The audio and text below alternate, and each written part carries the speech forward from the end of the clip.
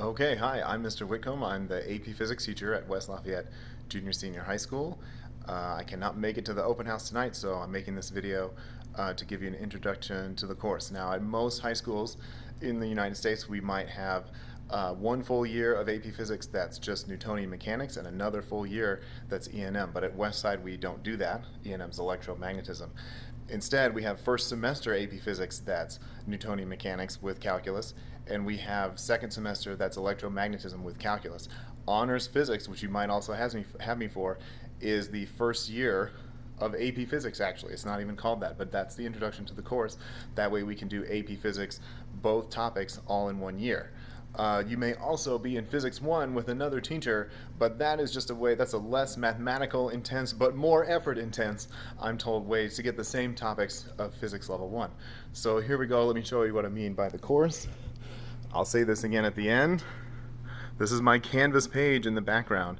For any final information or deadlines, check Canvas. First semester, we'll start off learning about motion, conservation of energy, and momentum. Pretty easy to see something's conserved there, or if we use 2, something's conserved, or even 3. Energy, momentum, work, and of course we've got gravity causing things to move down faster and faster. But it gets a little more complicated when things rotate. Let's give this a try. It's going to spin up a top for me. Can let it drop. So there's a pattern to how the top moves. It can't just spin up and down. Why does it have to move in this steady circular state? We have to understand rotation, angular momentum, angular, rotational kinetic energy really well to understand that. It's going to make some noise if I don't stop it. So we'll have to understand it all to understand why. I'm going to let this chain drop off the edge of the table here, and I'll try to get you a good shot of what it's actually going to stand up above the cup. If we understand our motion and forces and conservation rules really well, we'll understand why this happens. Watch it climbing up there and wave over. Oh, it kind of fell down. Well, you might think it should just drag itself over the edge, but that's not what it does. You can rewatch the video. We'll conclude first semester with waves and sound. So on this machine, I can get a mechanical wave going. It's going to oscillate back and forth. A wave is where we have this equilibrium established by the metal bars, but if we disturb it, like it's an attractive equilibrium, it will try to pull itself back to where it was. So if we disturb the medium, the disturbance itself will propagate across the object, and that's a wave. Sound is probably our final topic first semester. Sound is actually not a mechanical wave like this. The air is not sloshing back and forth or shaking side to side. The pressure in the air is moving up and down as the metal bars are moving up and down here. So the air is getting squeezed and unsqueezed to make that sound.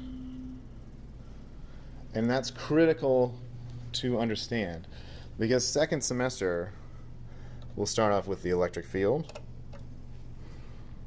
Okay, so we have electrically charged particles moving inside there. We can attract them, but the electric field actually extends beyond the glass. The glass is there for our safety, and we can light up these little things, these little LEDs, with the electric field, do other kind of things with it. We'll learn about the magnetic field as well. Basic magnetic field affects iron filings like this. I shake up this little toy filled with oil and iron filings to see if we can get a good shot. Put the magnet in, and you'll see it curl around in those loopy shapes. That's the magnetic field doing that. And so first it rotates the filings and then attracts them, right? And we're familiar with basic magnetic attraction. I have my stack of magnets. Whoops. At first, these paper clips won't attract each other. Oh, that one is magnetized. Whoops. Wait a minute. Oh, there we go. Perfect. Okay. But with the magnet, they'll attract really powerfully and even pick each other up. So we've got some types of metal that are magnetic. Whoa, and they become further magnetized. Look at that. And we really need to understand them together. So we'll move on quickly second semester to circuits. We've got an electrical circuit going there that just lights up a light. No problem. Okay, but this tower, this coil of copper wire is actually an electromagnet. And so by letting electricity go through the coils, and notice it's got just 2 coils near the bottom and then 100 there, we have actually made a miniature version of what's inside our charging brick. Okay, inside those bricks, that's why they have to be big bulky bricks, are actually 2 coils of wire, probably with an iron core right there. So we have 1 coil of wire inside the other. That's called a transformer, and it's transforming, say, 120 volts from the outlet down to 5 or 6 for your battery. Well, if we don't have an iron core inside the machine, and we don't have the coils balanced to just transmit electricity, it becomes, this device was built by a student years ago, it becomes a wireless power transmitter.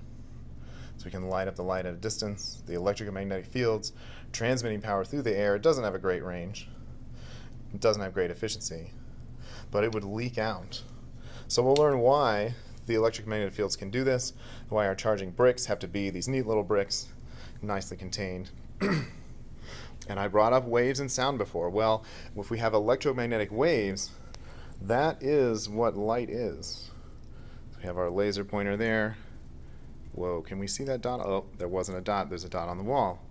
Okay, hopefully second semester we'll make it to electromagnetism, electromagnetic waves, all the way to modern physics, where we figure out that everything, in fact, needs to be described with some of these wave properties.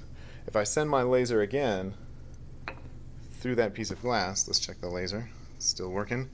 Fantastic.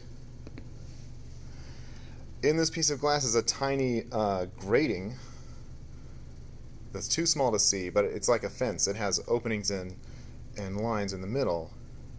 And if I send the laser through there, the laser will interfere with itself and make a pattern of dots.